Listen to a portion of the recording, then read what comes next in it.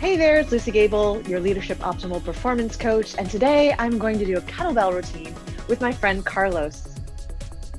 Once COVID hit and I couldn't go to the gym, I realized pretty quickly that I was going to miss my leg machines, machines that could really put on the weight to my legs. And we also know that power is the one area of muscle fitness that really declines fastest as we get older.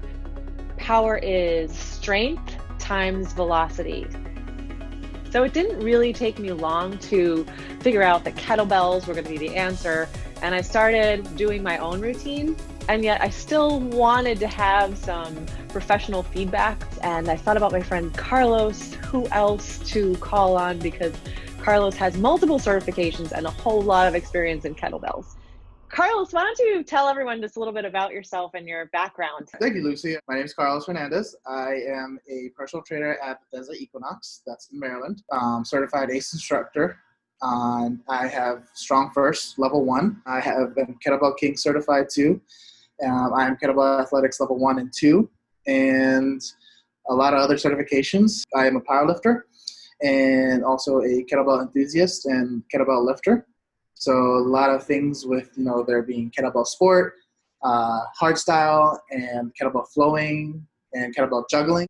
So that's stuff that interests me, and more of respecting each study in the kettlebell world, because there's not just one, but there's many ways of doing it. Yeah, you've got a lot of experience, which is why I thought about you. You've been really in the industry for a long time. 12 years. 12 years, yeah. In November. So, but right now, currently like 11 and some change. Yeah, and I enjoy watching your Instagrams about your competitions and things like that. That's always fun. Yes, definitely, yes. I have already told you that I have 2 kettlebells. That's what I have. That's all you need. Right. Okay, good. Because this is real life, right? I mean, especially once COVID hit, actually kettlebells were really hard to find for a while. People were trying to get them. The prices were going sky high. Yes. They weren't available. Yeah, but we're lucky. We got some from a couple of friends that didn't use them anymore. And so what I have right now is 15s and 18s, and I've been playing around with them. So I want your feedback as well. Okay, sounds good. All right, Carlos, can you take me through a warm-up? Yes, I can. Definitely. Awesome. All right. So what we're going to do, we're going to stretch out your hip flexors. You're getting into the half kneeling position. Oh, half kneeling. Uh-huh. Yeah, half kneeling position. And then what you're going to do, you're going to tuck the hips in, squeezing the glutes, and then going forward right there. Feeling the stretch as you do it on the hip flexor and quad right there. Good. Right here. Yeah, I feel that stretch right here. Yes, good. Bracing that core, making sure you're creating the right tension for the body, and switch. Yeah, a warm-up is so important, right? I mean, especially because most of us sit all day on the computer. Exactly, true. You make sure that you're squeezing the glute, bracing the core, feeling that stretch down. Good. All right, good. So next up is we're going to stretch out the tibia. So that's more of like this muscle right here. Mm-hmm. So really stretch it out. So what you're going to do is you're going to still be in that half kneeling, and then put the back foot down and just try to sit back right there. And you should feel a stretch on that front part right there. If not really, just feel the movement. Do I want to move side to side or? Go side to side. Okay. Yep. Move side to side. Exactly. Just side to side. Yep. Right there. And if you do, then that will get you'll feel a stretch on different angles depending on where you are. This is a stretch that most likely can help with that tibia because we're so used to gripping the floor a lot. Yeah. Yeah. Right there. Good. And then you're going to switch now. So probably one side you'll feel nothing, but then probably on the other side you'll feel some tension. Yep, I knew this side that I'm on right now was going to be worse. Yes, this is one of those stretches that if an individual has some knee issues or torn meniscus in the inside of the knee or the outside of the knee, this is one of those great stretches that you can do, but with caution. Mm. So that's one of those things that I tore my meniscus, and I know my left side is pretty tight, so my ankle is not as flexible. So that's why I do it. This is beneficial when doing like hinging or squatting, because I want to make sure that I can actually grip the floor well that when makes doing sense. it. Yeah. Yep. Sounds great. Yeah, good. Next up, we're going to do is the adductor stretch, which is a frog stretch. You're just going to get down here. Frog, I love this stretch. Yep, the frog stretch. Good one right here. Just like this. Oh, yeah. It's like get for onto the the inner elbows. thighs. Or you can get on the hands, what feels most comfortable with. The biggest thing is that you want to make sure that you can push your hips back into the ankles and feel the inside stretching out right there. Oh, nice. Yes. Sometimes it's like what could happen is that you will go too forward and you won't feel anything. So just easily just adjust the body weight to go back and you'll feel the stretch right there. And just breathe into your stomach and then release through the mouth. Good. Just like that. All right. So the next thing up is we're going to stay in the same position. We're going to do something called the battle frog. So what you're going to do is you're going to move the leg up, out right here, then come down here just like that. Like that? Yep. Come up here and then come back down. Come up. You should feel like the internal rotation happening. Oh, yes, I feel. Oh, yeah. That's awesome. what you want to feel. 6. We're going to do about 8. Okay. 7. And then 8. Good. Reposition yourself. Still in that frog stretch. And then do the other side. 1. Good. 2. Good. And it's okay if one side feels like, super tight than the other, because that's just how our bodies work. But it's one of those things that, can make your body aware of where there could be some asymmetries happening. Yeah. So meaning like an imbalance on one side more than the other. But definitely this stretch helps you want to stretch out the hips, so the inside of the hips, because we're so used to, pushing, the hips out, but then we kind of forget, for those people that are very flexible, that you want to, stretch the inside too, because the hip does have a socket that goes inside. Yeah. Right there. Good. Woo! All right, and then come back. You should feel real good, real loose. Nice. Yes, I do. Yes. All right, and then a good one that I like incorporating, and I feel like this is something. No, it's okay. Incorporating is the T-spine rotation. Oh, Definitely a good one, because we tend to forget that rotation is very important when doing things, because when you think about it, when you do deadlifts or squats, it's kind of just like that same plane of motion as like with the computer. So something to practice. Yeah, laying down on the side. You're going to have both knees together. Okay. With this one, you can have a pillow for your head, so that way your neck and spine is neutral with everything. Yeah. If not, that's okay. You can just put both hands together. And then what you're going to do, you're going to make sure that both knees are in contact to the floor. And then just rotate, opening up. Try to, when you do this, try to keep your shoulders away from the neck. And then try to bring it down to the floor. And then come back. Ooh, I love it.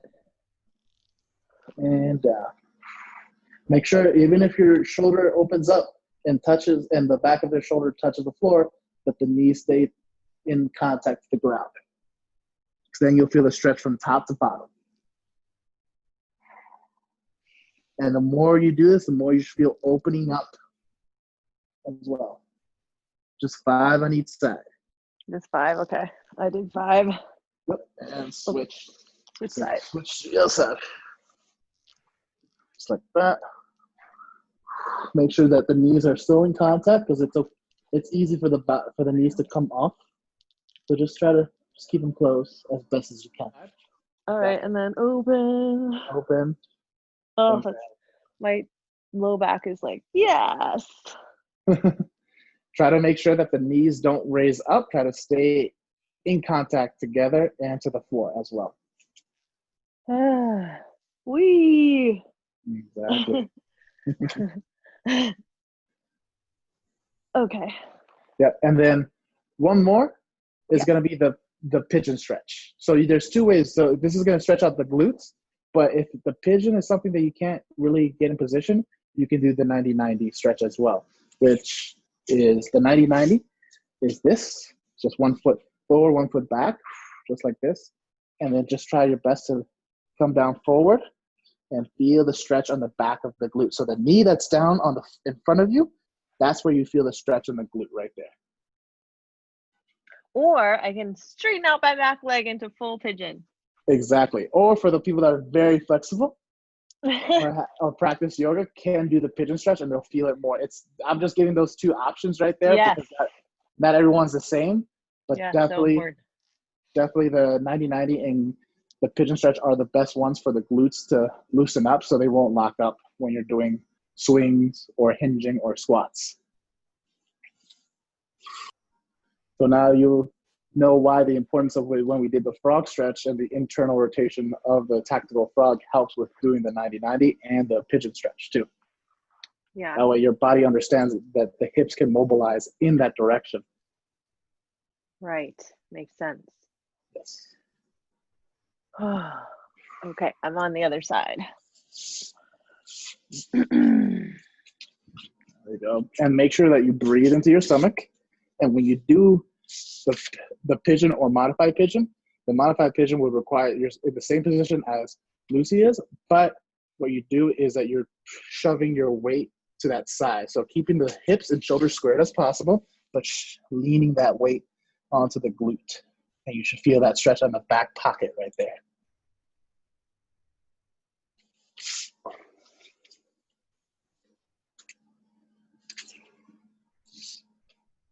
Good. Breathe.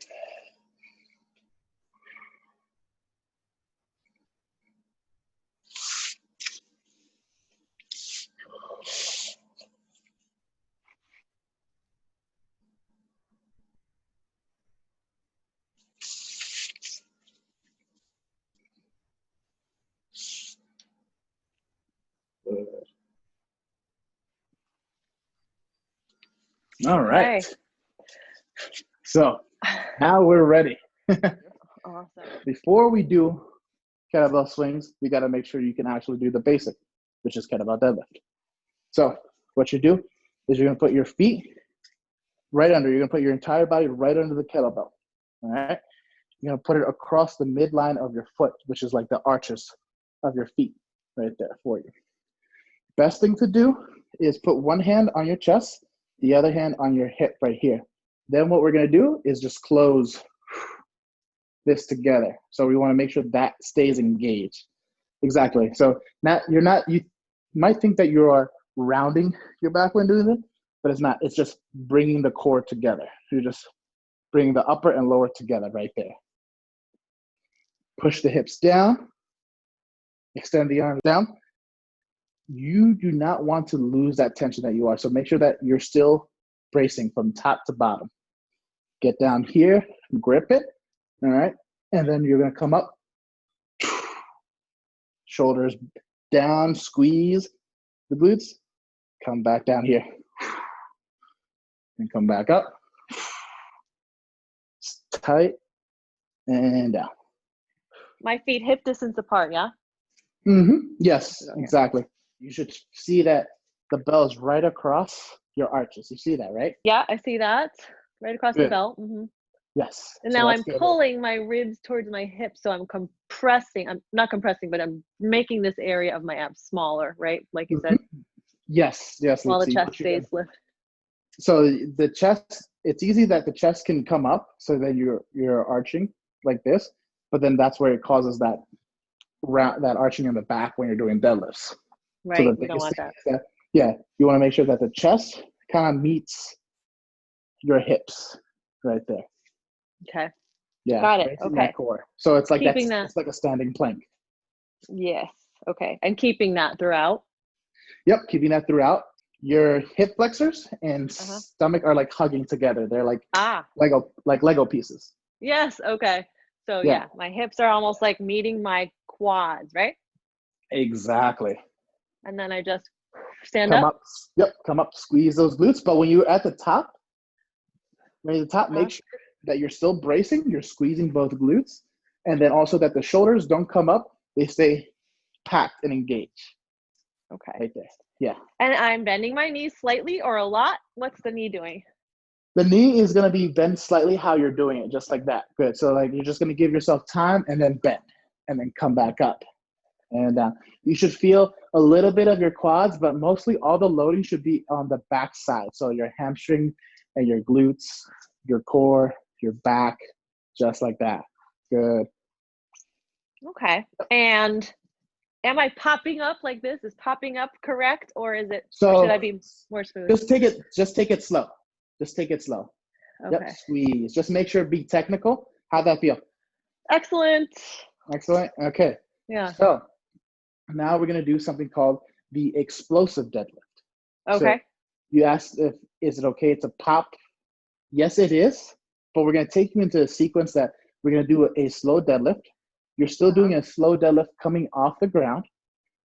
But what you're going to do now is that once the handle of the bell gets to your midline of the knees, that's when you pop up using that explosiveness. Okay. But then come back down nice and control. So I will demonstrate what I mean. So we're going to just do the usual. One hand here in the chest, one hand here in the hip. Keep it close together. Push the hips back. What you're going to do, you're going to come up here and then pop.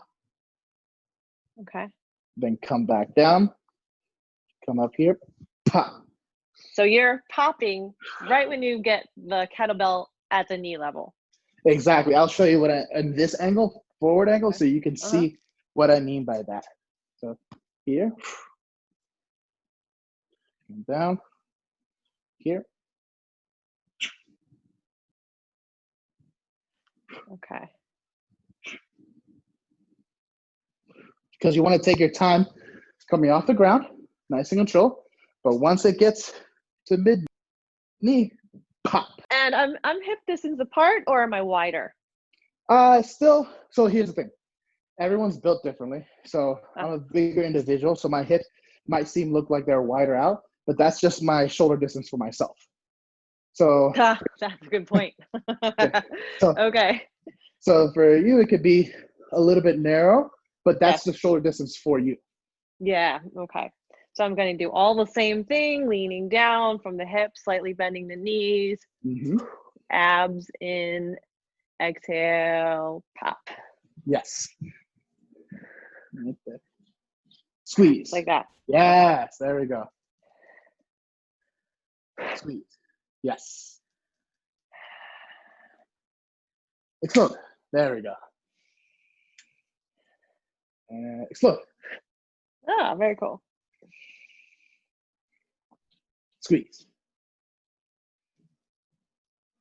Squeeze those glutes hard. Good. There we go. Set it down. All right. How did that feel, Luci, between the first deadlift that we do and the explosive deadlift? It definitely felt different. I mean, the alignment of the body and everything is super important because I felt totally safe and aligned. I felt totally safe and comfortable, but it also felt difficult, Yes. It was good. Yeah. So the reason why you felt the difficulty is just because you're creating a lot of tension in that movement. And of course, now we got to speed up. So we're it's like a rocket ship, it's going, and then it explodes up type of deal. So that's what we're doing here. So doing this drill actually helps with understanding how the swing should be. Okay, next thing up. So getting better, feeling warmed up with it. Put the kettlebell to the side. And then what we're going to do easily is you're going to bring the arms up just like that. Staying tall, staying center. Then what you're going to do, you're going to bring the arms down. And then come back up. Bring the arms down. And then come back up. So now, as you bring the arms down, you feel your hands touch your quads, correct? Yeah. Okay. So the next thing up is we're going to come down just like that. Ah, okay. Yep, up, arms up, and then come down. Oh, and I slap my quads. Exactly. You slap the quads and then slap them back up. Oh, that's fun. So you want to think of it, you're like skiing. You're still pushing. Skiing. Yep. Hips back and going. Pushing. And I've got the abs and the glutes tightening at the stands, right? Exactly. When I stand up. Yep, push. So this is also simulating the vertical jump. Ah. But you're not coming off the ground. It's like a static vertical jump. Yeah. There we go. Now you're using the legs and everything. Good. That's great. Honestly. Wee. Cool. So next up, you're gonna have the arms out here and do the same thing. So now come down.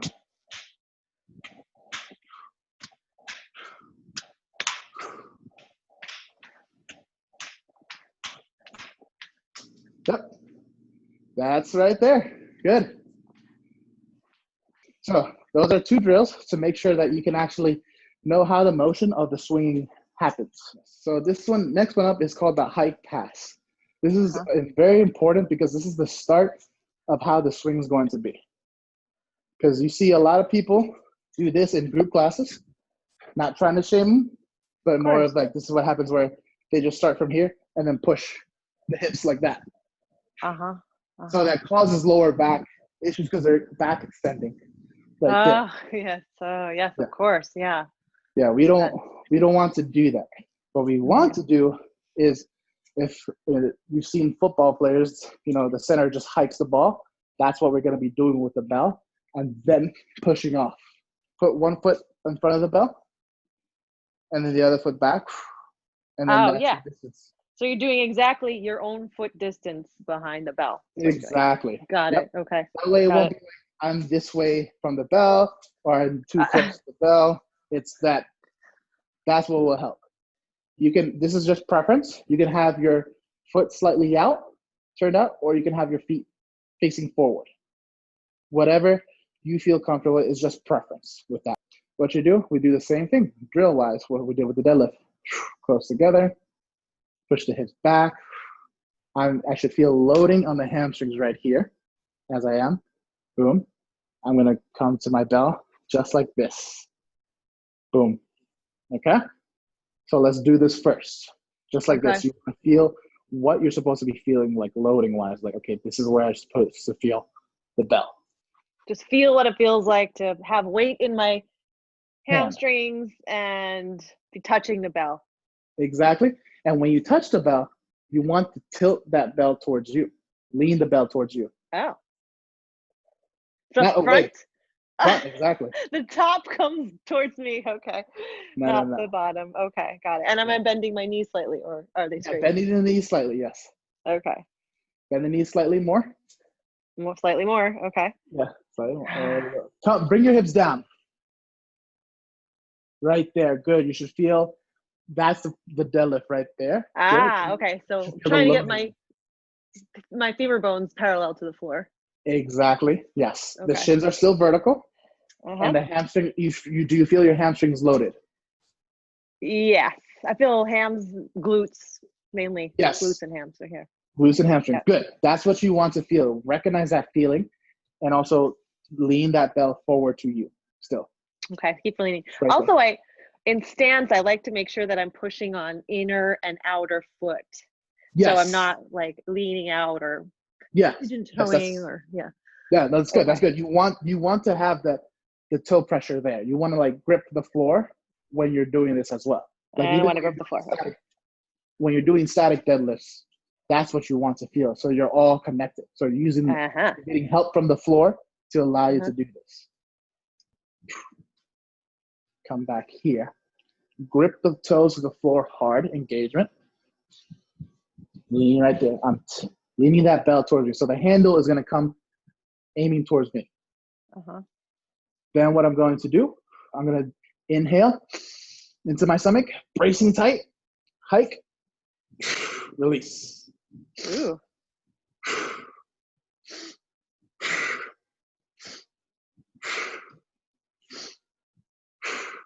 Okay. Okay. Yeah. Do you do these with your clients like as a warm up and practice to get? Yeah. So I do that. I do that. If they're starting out, I say, hey, do some hikes, get that, and then once you do 2 hikes, then you'll do a full swing. Yes. Okay, I'm getting prepped. So I'm a foot behind Yes. my kettlebell. I'm hip distance apart. Yes. I'm leaning back. I'm sitting into my hams and glutes, leaning this kettlebell towards me, grabbing the floor with my feet. Yes. Okay. Good. And then I'm just going to pull it back.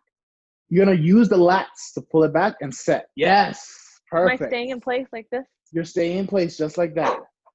Okay. Using my lats. Yeah. Obviously, go ahead. Try to make sure not to slam it down, just like set, like just park it. Park it. There we go. Park that bell. Boom. Because you want to feel like the weight is still effortless, even though you're moving it. Oh, okay.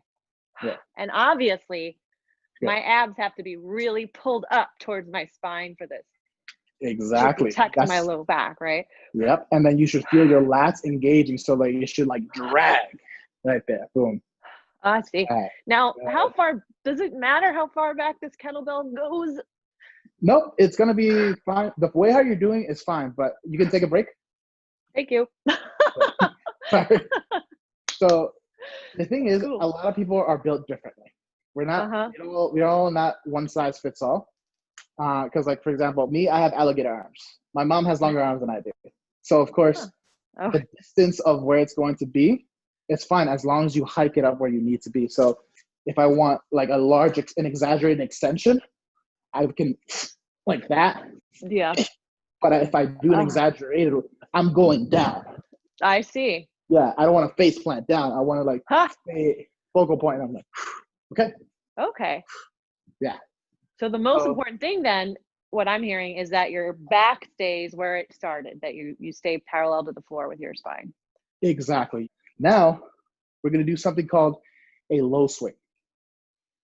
The low swing is just a drill that's going to help to understand how the bell is moving in space.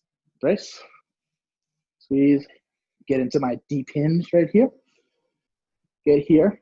I'm going to hike the bell first, one time, and then I'm going to do a low swing. So meaning I'm going to hike. Now I'm going to hike and do a low swing. So here, set, hike, low swing, set. Okay? So I've done these. Yes. And is that what I'm supposed to be doing then with the low swing? Exactly. Simulating that, but not going to shoulder height. It's just more of like push and going back. Okay. And going back. Okay. Setting up. Does it look okay? Yes, good. Okay. So hike. Hike. Then do I swing back first? Yep, and then push. Right there, yep. I put it down on the floor next? No, in order to park it down, yeah. So if I'm gonna do low swings, low swings, set, like that. Oh, so it comes back before you put it down. Exactly. Same thing with the hike. Okay. Always comes back first. Okay. It always comes back. Yeah. Don't slam down as it going. No. Boom. Exactly. No, don't do that. Okay. Don't do that. Yeah. All right. Sitting into my glutes and hams, putting my weight on inside, outside foot, grabbing the floor with my feet, pulling my abs up, pulling back handle, my lats. Yes. Handle like this. Right. Okay. Hike. Yep. Stand up. Hike. Like that. Yeah. Good. Yeah. There we go. Yep. Now just do the low swing. Just do the low swing now. Just like this. Oops, now that's a full swing. No, that's good. That's fine. Okay, so I'm gonna try to do the low swing. Right. Yeah. Squeeze those glutes. Good. Now try to get higher to the shoulder. There we go. Squeeze.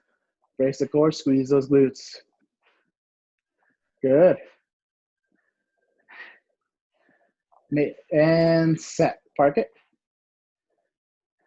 All right. How was my form with that? Form was good. You did great. You hiked it, did the low swing, and then from low swing, you instantly wanted to get into the high swing. So that's why I wanted to see, like, it happens. It happens to me. It happens to other students that I'm teaching, that it happens that you go from a low swing and you think to yourself, no, I need to stand higher up. And that's what happens with having it to shoulder level, chest level right there, the belt, and then coming back down. The reason why I did that drill with the skiing, because that teaches you when you should hinge back. So when you hit your hands on the quad, that's your cue. Hey, I got to come back. And then I come back up. So what happened was, yeah, you went a little early on hinging back. So this is what I'm going to try doing this wrong. It's hard to do it now wrong than easy. Like, of course. I'm here.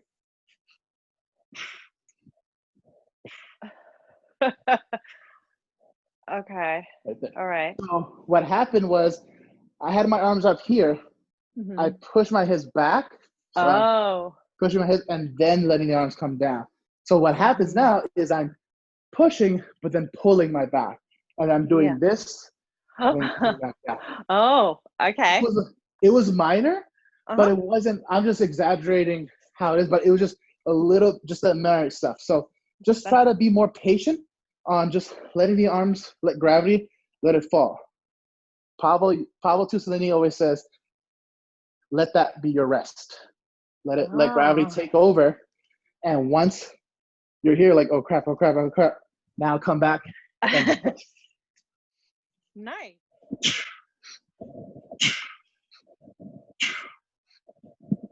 See? Patient. Okay. And what I'm hearing you say is that you want the weight to pull you back, right? So you're letting the weight do the work? Yep, exactly. So that way, what you're still doing, you're still working, but you're not moving the weight. The only time you move the weight is when you're pushing the belt forward out. You're still bracing the core, squeezing the glutes, letting the belt fall, and then come back.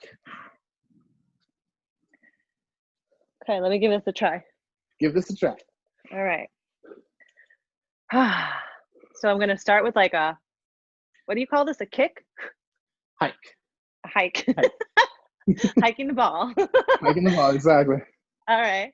And then I'm going to go from there to it's just a regular swing. And I'm trying not to go down early, but. Breathe. Good. There we go. Let those elbows touch that rib cage, and then that's when you go.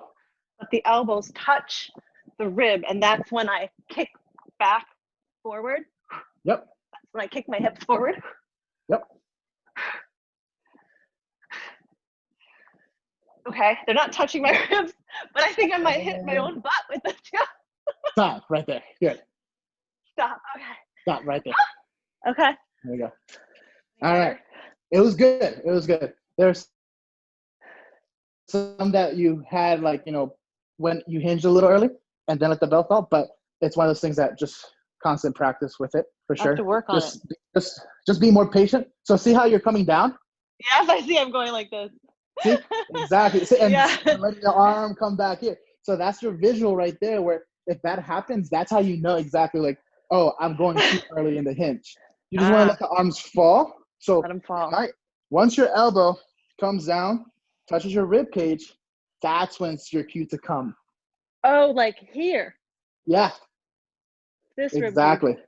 That rib cage, like literally, like your elbows, like it's like a very short period that it's like, oh, I gotta. Oh, I'm so glad early. I'm afraid I'm gonna hit myself with the kettlebell. I think that's why I'm bending early. So here's the thing. That's where Pavel said in one of his books, many books, that he said it's kind of like, no pun intended, but more of like you're playing chicken with your balls. You're playing chicken with yourself, where you're like, all right, I'm just waiting. And that's why the cue is, okay, once my rib cage are right here, I have to hinge back to make sure the bell doesn't hit me right there. That's when I get into my deep hinge and then push off. Okay. Yeah. Okay. I just want to do a couple of these because Yeah. helps to relax me, I guess. Okay. And then I'll go. I can't. Oh, no, you did it. You did I it. did? Yeah. I You're did? doing it. Yeah. Oh, okay. Okay, what I'm feeling is the weight of the ball is definitely, oops, I did that early. It's like I'm letting the ball pull me. Exactly. That's where the terminology of let gravity take over comes into play. Where it's kettlebell swing is fast and loose. Oh gosh, okay. It's a really different feel. Like you go fast, loosen up, but still create the tension, and then go boom, and set it down. That was good. Okay, it does take a little practice and some trust. Yes. But I felt like, okay, now the ball is dragging me down. Mm-hmm. Yep. Okay. That was good. That's how the kettlebell swing should be. Because like you think that if you like just to the common eye, oh, the person's like moving fast and that's how it's supposed to be because it's a ballistic. But in reality, they're going fast, but then being very patient on letting the bell take over and then go down and then go up. With it. You know what? I think we'll stop here. We'll stop here because I think that's a lot for people to practice. And that is a really incredible introduction to kettlebells for legs. I think that was amazing. Oh, so okay. Yeah, seriously. Yeah. Would you say anything like, how would you tell people to practice this? Would you tell them to go through all of those exercises? So I would say doing these drills before doing kettlebell swing, yes, it's important for sure when learning brand new. But if it's someone that said, hey, they've done kettlebell swings before in the past, then we can like break it down to say, all right, let's see how your kettlebell deadlift is. That's always a must. Mm-hmm. And then doing that, the second, the explosive deadlifts, and then seeing where they understand and going from there. Finding an instructor nearby will help you understand more of these drills. So strongfirst.com, that's their website, has a directory of instructors near your area. Awesome. Well, what about, Carlos, what about you right now? I know that because of the current environment, you've been working with people online. I mean, is it a good close second way to work with a trainer? Yes. Well, Carlos, thank you so much. I really appreciate your time. And what I'd like to do, I'm going to put how to contact you down here below the video. And if people have any questions, go ahead and write it in the comment section. I look forward to seeing you guys next time and maybe having Carlos on again. Oh, definitely. Yes. Awesome. Like this video if you liked it. Subscribe if you want more videos like these. Otherwise, I will see you next time.